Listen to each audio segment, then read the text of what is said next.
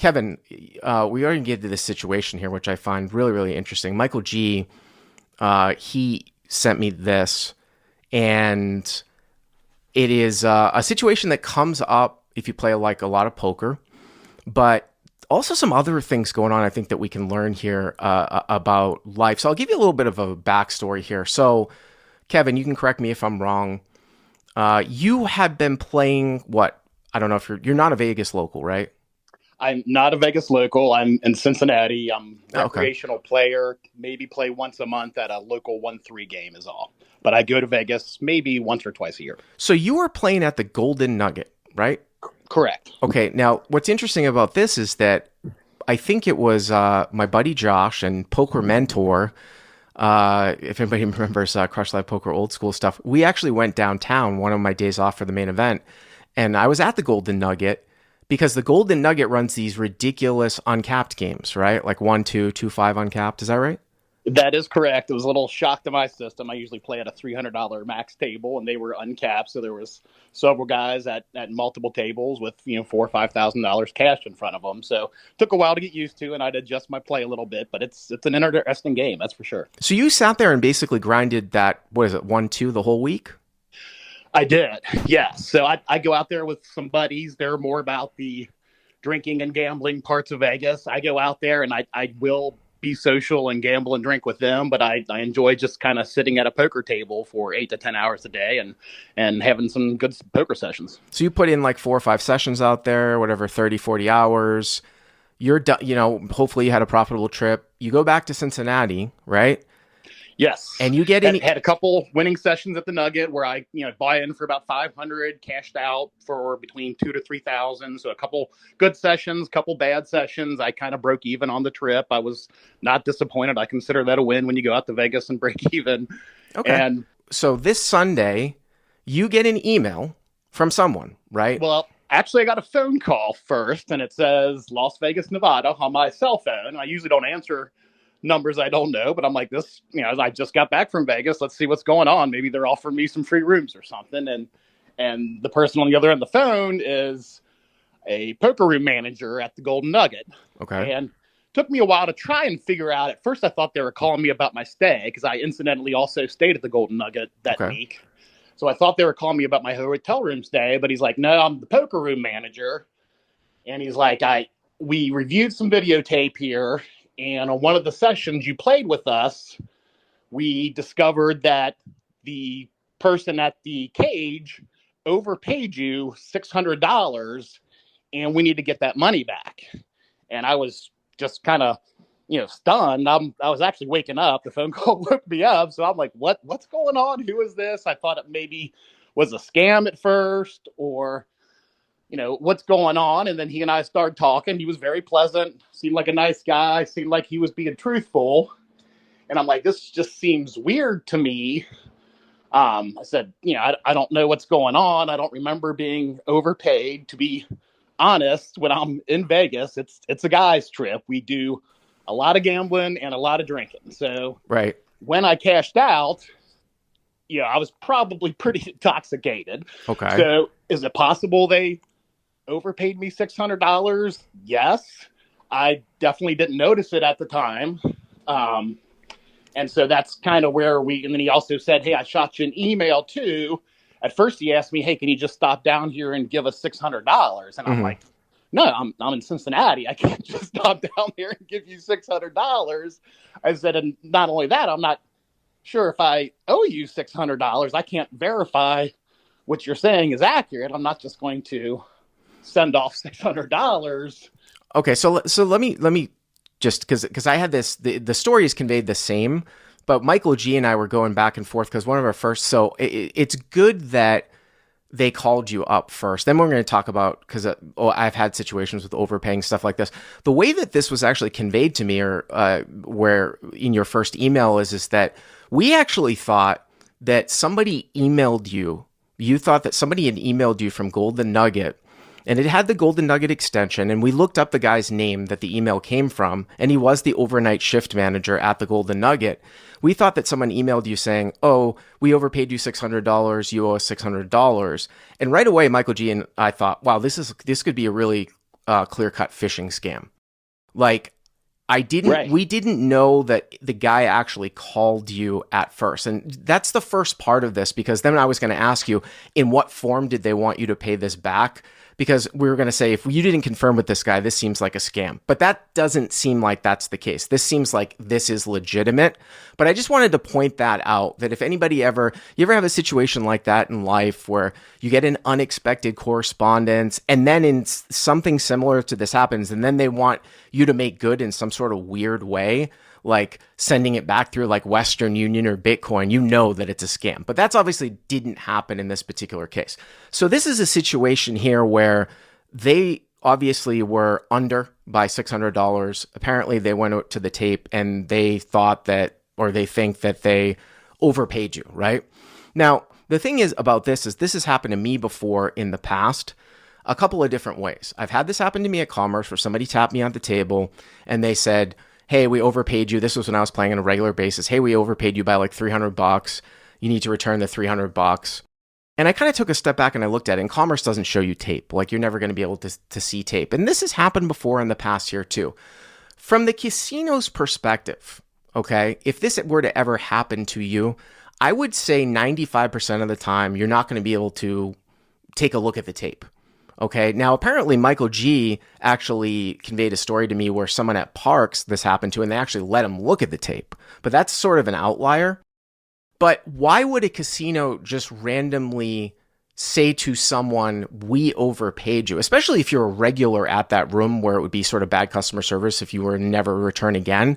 So for the most part, I would say 99% of the time, if not more, when a casino says they overpaid you, they've actually overpaid you. Like, they're not just picking this up entirely randomly. Now, I had a situation at the World Series of Poker maybe 5 or 10 years ago where I was playing 75, 150, Omaha 8 or better. I went up to the cage, blah, blah, blah, got paid out, went back home, and couldn't figure out the finances in my head, meaning like I thought for sure they underpaid me by $1,000. I could not account for the $1,000 chip. I called the cage. It was 4 a.m. and I said, I think you guys are going to be $1,000 over. I think I was underpaid by $1,000. I got a phone call the next morning at 10 a.m. saying, we did underpay you. Come and get your $1,000. I'm not saying that that's necessarily related to this, but that's what it is. Now, Michael G and I went back and forth with this too, because Michael was like, I can't believe there's got to be more to this story, because Michael and I go back on these phone calls. I always know 100% what I have when I go up to the cage. I always know what I'm supposed to be paid out. And I'm like, well, that's great for you, Mike, because that's not me. Sometimes I have no fucking clue. And if I've had drinks, like you said with your backstory, I might have absolutely no clue if somebody overpaid me or underpaid me. Call that a fault or what, but that certainly could be the case with me. It was kind of a similar thing that happened to me on Poker Night of America one time. I had no idea how many chips that I was supposed to have. But here's the thing, like I said, from the casino's perspective, why would they just choose you randomly and say, okay, we overpaid you, if this happens to anybody in any facet, even if you're a regular in the room? Now, there's something more to this story, though, too, which I actually find somewhat troublesome, Kevin, which you conveyed to me in an email. Can you tell us what you said to us in the email that the poker room manager said that if you didn't pay back the money? Well, at first, my brain went the same place yours was, like, hey, is this some sort of phishing scam? What's going on? I Googled Michael, the guy who called me. I verified that he was indeed a poker room manager. Good. I went down that road first. Mm-hmm. And the other thing and I believe it was Michael that I spoke to on the phone, the other thing he said to me was, we're going to... Michael, the poker room manager, Michael. Yeah. Mm-hmm. Yes. He's like, if you don't come down here and pay the $600 back, we're going to terminate this employee. And of course, that made me feel awkward. But I started thinking about it. I'm like, the way those are your own policies and procedures. I don't think it's fair for you to paint me in that corner that some person's going to lose their job unless I come down there and hand over $600 that they have not yet verified that they overpaid me. Yeah, it's possible they overpaid me. I've never seen a videotape. They don't know what I look like. I thought it was weird that they even had my information. He said they used my player's card, and and Bravo Poker's app to even get my cell phone number. So I have some strong feelings about this. Forget about the fact whether they overpaid you or not. We'll get to that at the end. But first of all, I either think that is illegal. Number one, I remember there was a case like in Vegas a couple of years ago, obviously not in a casino, where there was a ring of robberies at some convenience stores, and the owner of the convenience store was trying to get the worker who were working when they were robbed to like pay them back for the robbery, or they were going to be terminated. Kind of reminds me of this, and that definitely was illegal. It's interesting because casinos sometimes run in a different sort of environment with the law. I would be very, very surprised if that was legal. Okay. But even if it was, it's unbelievably unprofessional for him to say that to you. Almost like shocking. Like I would take a step back and shocking. So right then and there, you're like, what is going on here? Now, maybe the guy is just trying to strong arm you, which again is still unprofessional to do that. Still unprofessional to do that. So there's that. That's a little bit weird. You have a decision to make yourself in this particular case, because they can't really do anything to you because you could just not go back there. What their recourse is to basically ban you from all their properties. And if you're not going to go back there, you're not going to go back there. You might have even taken it to a point where maybe you were thinking about paying them back, and now you've changed your mind because you don't like getting strong-armed by this guy. He's trying to fucking, you know what I'm saying? I wouldn't fault absolutely. I wouldn't and all that has ran through my mind as well. I wouldn't fault you for that too. So I'm not going to tell you what you necessarily should do in this particular case. That's your own personal decision. I'm just saying, as an overpay situation, there is really no reason for a casino to randomly just choose someone and say, we overpaid you when it wasn't true. I mean, there is a very, very strong chance here, although this one is a little bit of an outlier because you don't play that much and, you kind of wonder, how did they even know that they did overpay you? And yes. Again, if you're a regular, like at a place, especially if you go there and you play for profit, I would just pay. I wouldn't even make a big stink of it. This isn't a different situation. I wouldn't even make a big stink of it. I would usually just pay the like I did at Commerce. And I think where people go a little bit awry here is that if you are a regular at a casino like that and somebody taps you on the shoulder and you somehow that person's thinking is, oh, well, if they don't show me the tape, and they're like, we don't show the tape. That's not our policy. We don't show anybody security. And they're like, well, if you don't show me the tape, I'm not paying you. That starts this kind of trend where, I mean, again, it's everybody's personal decision. You're going to be barred from that property, but there is really no reason why a casino would just pick out somebody randomly and say, we overpaid you. So, I mean, I think the whole firing thing is a bunch of bullshit and unbelievably, unbelievably out of character, almost to the point where I might even escalate it up. Sometimes it's hard to escalate up the chain because you don't even necessarily know who to talk to or who to find, like in these types of situations. But the way that they handled that is pretty poor, because I think that's a strong arm tactic. I don't think that they're allowed to fire the person. Some people in the chat saying maybe you just, if you're back in the area, maybe you go pay them, but you're not going to take a flight back. Or by the way, that was the other thing too. Did he ever suggest how are you supposed to pay them back when you live in Cincinnati? He did not. Once he found out that I was already home in Cincinnati, I'm like, I can't just stop there and pay you $600. I'm like, but I'd be open to discuss possibilities on making you guys whole if this in fact is the case.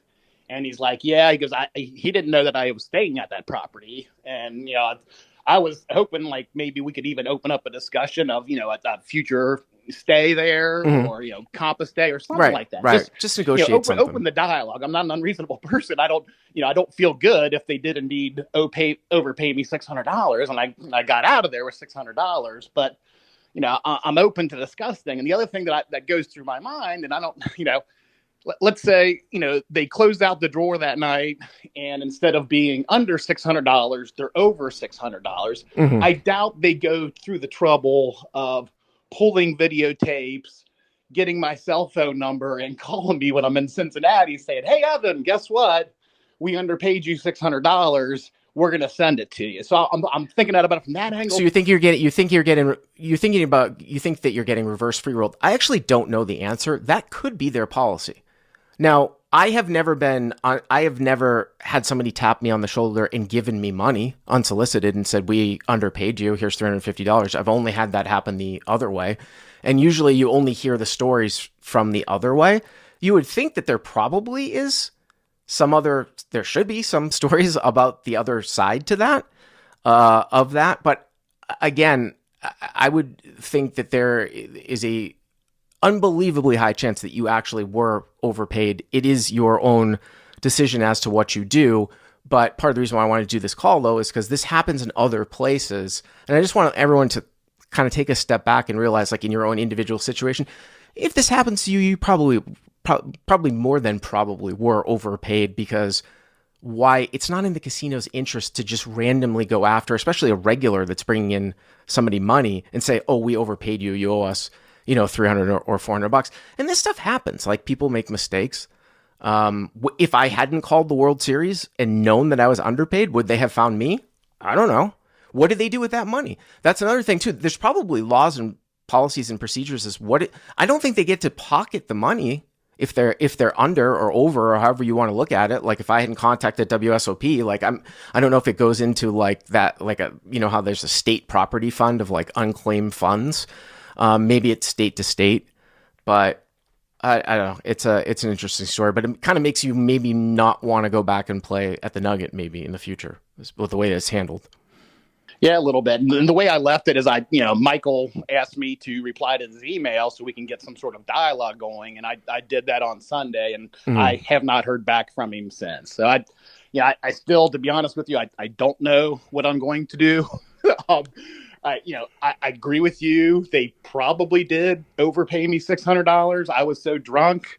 Mm-hmm. Trust me, I had no idea if they did or didn't. I have no idea. Well, that's kind of even more of because sometimes people, again, you can live life in different ways. There's a lot of times I've met wealthy people that are just like, they will scrap and try to get any angle in life just to sort of fuck somebody over. And I've said this before too, like, I play with these rich guys where they'll angle you. The money doesn't mean anything to them. So these are the types of guys, whether you want to call it like sociopathic, they know that something like this has happened, but they'll just deny it no matter what anyways, because what are people going to do? Now, I'm not like that. I don't think personally that you get a lot of enjoyment living life like that. It doesn't sound like you're like that either.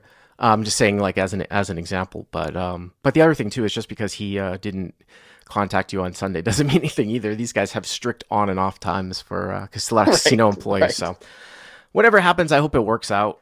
And I appreciate you bringing it forward, because, like I said, it does happen from time to time if we play a lot of poker. So no, makes sense. I appreciate the time, Bart. All right. Thank you very much for the call.